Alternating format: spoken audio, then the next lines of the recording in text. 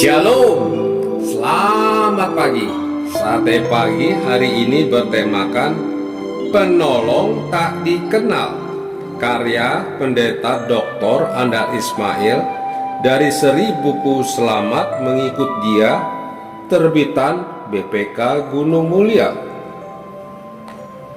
Siapa yang membidani Maria ketika melahirkan Yesus? Orang yang melahirkan perlu dibidani. Siapa yang membidani Maria? Apakah Yusuf? Agak mustahil bahwa seorang pemuda yang baru bertunangan seperti Yusuf terampil menolong wanita yang melahirkan. Kalau begitu, siapa yang menolong Maria?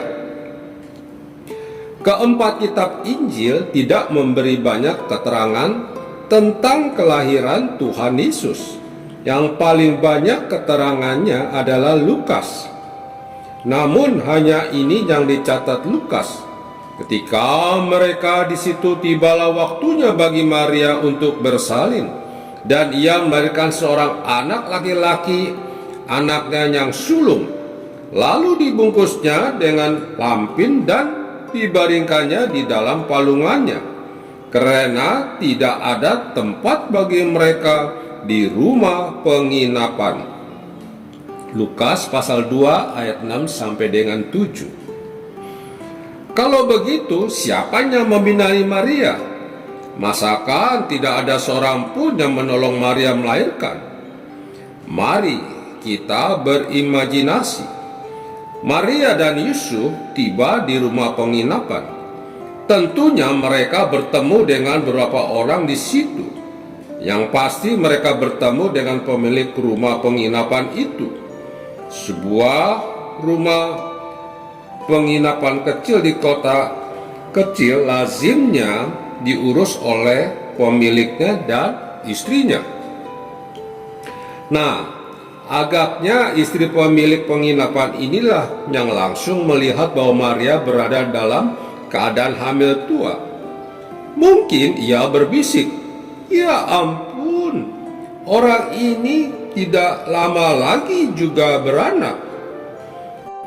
Mukanya begitu pucat, lehernya berkeringat, kakinya gemetar. Naluri keibuan istri pemilik penginapan ini langsung muncul. Ia tahu betul bagaimana menderitanya melahirkan. Ia sudah mengalaminya sendiri. Maka langsunglah ia mengatur, "Ayo ikut ibu, kamu harus berbaring." Lalu dipapanya Maria ke kandang di belakang kamar ujung penginapan itu. Tiap rumah penginapan di Israel pada zaman itu mempunyai kandang keledai. Sebab pada zaman itu orang berpergian dengan keledai. Kemudian ibu rumah penginapan itu bergegas menebar rumput kering untuk Maria berbaring. Lalu cepat-cepat ia pergi ke dapur untuk memasak air. Segera ia kembali lagi membawa selimut dan lap handuk. Ia menyeka butir-butir keringat di dahi Maria yang sebentar-sebentar merintih kesakitan. Makin lama rintihan itu makin kerap. Lalu Maria mengadu kesakitan. Sambil menggenggam tangan Maria, berkatalah ibu rumah penginapan itu, "Tarik nafasmu yang dalam. Bagus, lebih dalam lagi. Tarik lagi nafas yang dalam. Bagus, sekali lagi. Sekarang tekan lagi. Bagus, sekali lagi." Lalu dengan sangat berhati-hati, istri pemilik penginapan itu memegangin kepala dan pundak bayinya mulai keluar dari rahim. Kemudian dengan gunting yang sudah disiapkannya, ia memotong tali pusar bayi itu. Sesudah itu dengan jari tangannya yang licin karena lendir diikatnya tali pusar itu.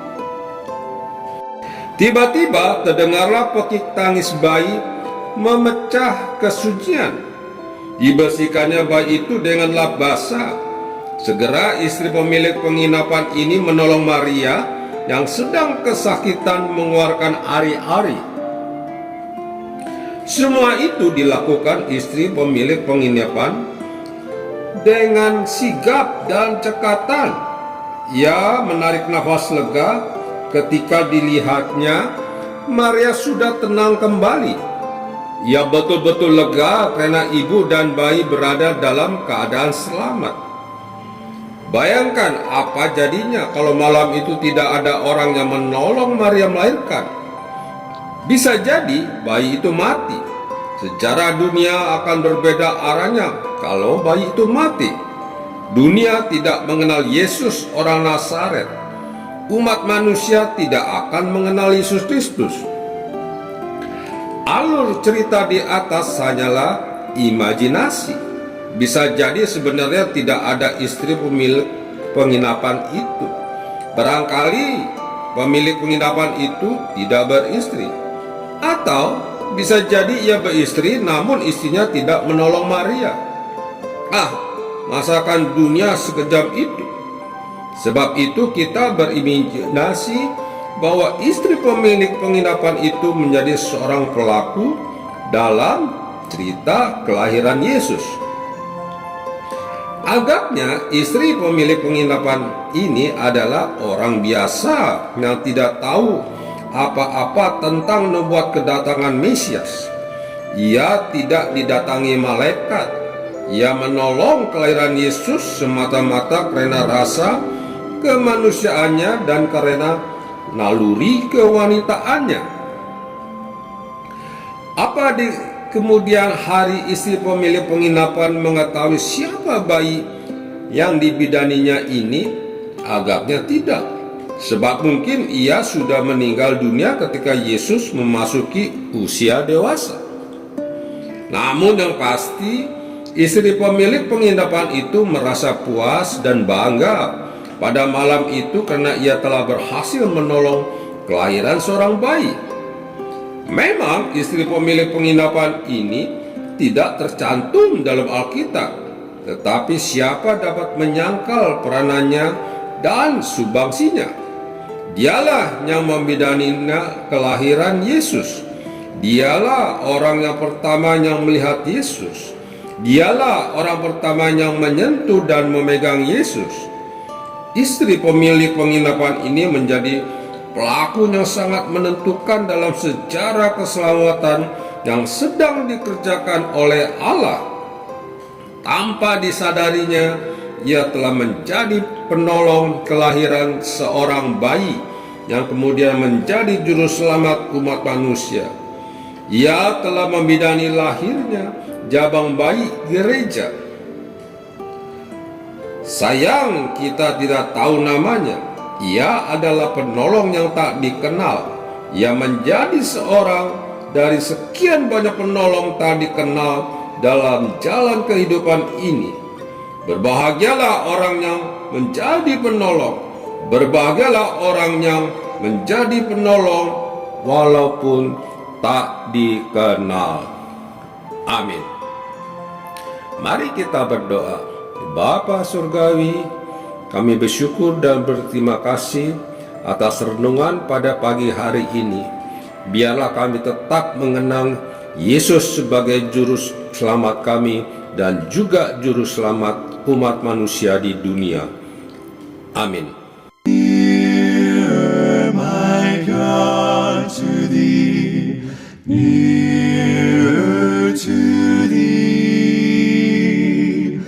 E'en though it be a cross that raiseth me, still all my songs shall be nearer, my God, to thee, nearer, my God, to thee, nearer to thee. Though like a wanderer, the sun gone down, darkness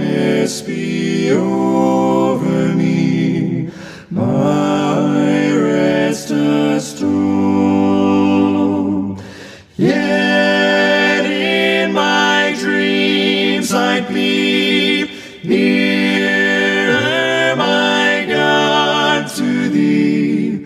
Nearer, my God, to thee. Nearer to thee. Oh, if on joyful wing, cleaving the sky, sun, moon, and stars forgot, upward I fly. Still all my song shall be nearer, my God, to thee. Nearer, my God, to thee.